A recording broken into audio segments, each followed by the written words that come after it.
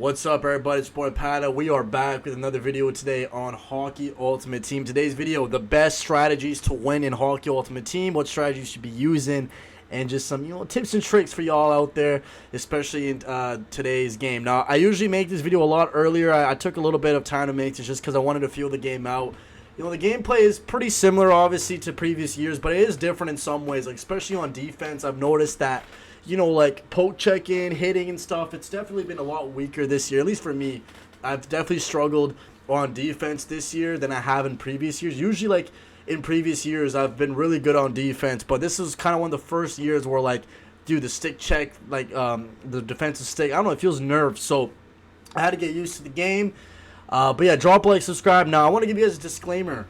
These strategies are not going to make your team... pardon me, these strategies are not going to make you, like, a pro player. Like, don't expect, like, if you guys are losing games, like, it's not going to magically make you into, like, a better, it's going to definitely make a difference, but it's not going to be like, oh, you're going to win every single game. You'll still lose some games, and at the end of the day, it's how you play, right? Like, these are just ways to help you make your gameplay a little bit smoother, a little bit better, and all that stuff. So, let's kind of jump into this video. Before I go on to this video, I want to show you, I'll show you guys my team. I know some of you guys have been asking about my team. I haven't really made any changes. Still the same team I've been running with. I've kind of been, not been playing Hockey Ultimate Team as much, been busy with my real life, but this team is still very similar. I am still trying to work on getting another icon, but another thing is, like, a lot of cards that have been being released into the game, they're not like magical good cards, like, they're just whatever. So let's go ahead and go to the strategies now. First up, I want to say for my, like, line one, you can start your, I like to start line one. You definitely want your best line playing, but I mean, like, for me, I go behind the net. Now, last year I did something a little bit different. I did crash the net last year, and the reason why I did crash the net was because DDD one-timers were very overpowered, and deflections and just crashing the net. This year I changed it to behind the net again. I think behind the net is probably the best one. Obviously, like, there is overload as well. I wouldn't do overload. Like, it's, to me, just not that, like, it's just not good. Crash the net is, it's whatever. Like, to me, behind the net is the best because you want to keep puck possession, and it's going to help you, like, maneuver, set up, that cross creasers or set up the one-timers and just help you keep the puck in the offensive zone. For carry and dump, I actually, I don't want my players dumping the puck or, like, thinking it's puck and chase. I want them to carry the puck and set up in the offensive zone. So I don't have it maxed out. I have it kind of like halfway. Cycle and shoot, I have it kind of in the middle. This is, again, one of those things that I'm not 100% sure if it should be a shoot or cycle.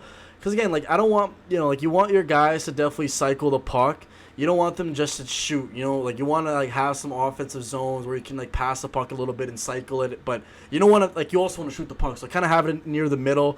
Now, this one is very important. Energy and efficiency, boys, like, don't have this maxed out because it's going to really mess up your lines. Like, if you max this out, your guys are going to get tired very quick, especially early on in the year. Like, not a lot of people have high endurance, high acceleration. I have this at, like, I put it at, like, right here, so, like, 1, 2, I have it, like, at an 8. So I have it at an 8 just because, I want my guys to definitely be, putting their energy out there, being efficient with the puck. But, again, I don't want them to waste their energy, like, especially this early on in the game. Like, if it's, like, February or January and these guys have high endurance and stuff, you can up it up a little bit, but I have it at that. Block, don't block. A lot of people are iffy about this. I know some people don't want their players to block. They want the goalie to see the puck. I want my guys to block. I don't, like, again, it depends. If you notice that, like, your defensemen are blocking the goalie a lot and you're noticing that, maybe turn it down. But for me, I have it at block. Especially, like, I want my guys to block the shot. I don't know. That's how I feel. And all of them are the same. So for, like, every single line, it's the same thing. Except, yeah, every single line is the same.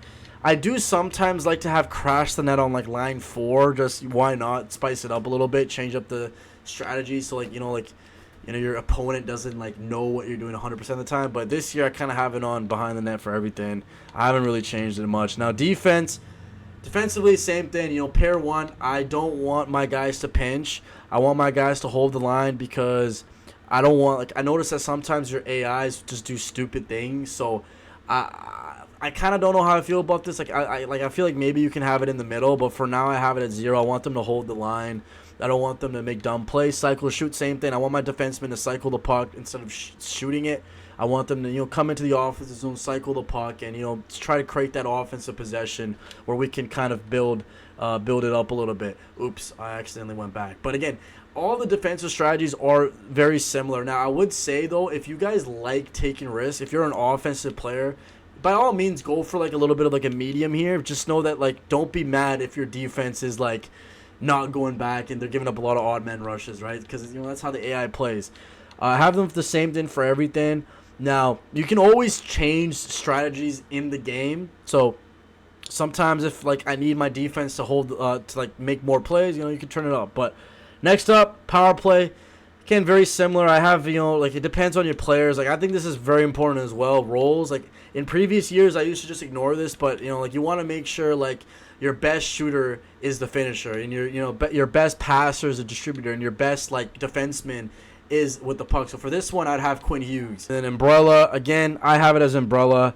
Just keep it the same, bro. Don't make it anything else, and I have it on normal. You don't need to change anything. It's the same for everything else. Penalty kill, I have it as a diamond formation. You can go like a large box or a pass. I think diamond's the best, and again, normal. Nothing too spectacular there. Now, this is where things get interesting. Team synergies, I think this is the most, like, iffy part. Not iffy, but kind of for me, like, I run a 1-2-2 passive. Again, I've never really been an aggressive player in Hockey Ultimate Team just because I make dumb plays. I don't want to be fully aggressive. I like to play a little bit passive and wait for my opportunity. That's why for my forward check, I don't want my guys to just, like, because, yeah, you could go with the 1-2-2 aggressive, and this is, like, like, one forwards deep. I just go passive. You still have that, like, it's a passive forward check. You're preventing breakout passes from happening. I think it's the best one. 2-3, again, I don't think a 2-3 is that good. Weak side lock, nah, I just go 1-2 passive, man. I think you could go aggressive. Like, for example, if I'm losing the game, I'll change it in the game, but I go 1-2 passive. Neutral zone, I go 1-2-2 blue. Previous years, I have actually done a 1-4. I won't lie, but again, this year, like, with speed and stuff, and like the I just feel like sometimes I'll do a 1-4. I've done it last year, but I think 1-2-2 blue is the way to go. Like, I think you still have a little bit of aggressiveness, but not too much. And then trap and forward check, I kind of have it in the middle. I don't like. I want it to be balanced a little bit. And then for defensive pressure, contain the puck. I used to do high pressure, but I think contain puck is not bad. I mean, contain puck. I also do like protect the net. I think, I do contain the puck. I want them to be between the puck and the net. And then defensive strategy, collapsing. I think collapsing is the best one. You don't want to really mix that up. And then standard, strong side, slant. Again, pretty basic. Anyways, guys, drop a like, subscribe to the channel if you guys are new. Let me know what strategies you guys are running, and maybe if I should switch anything up. I'm happy to hear your guys' strats, but these are my strategies to win in Hockey Ultimate Team. Peace out, boys.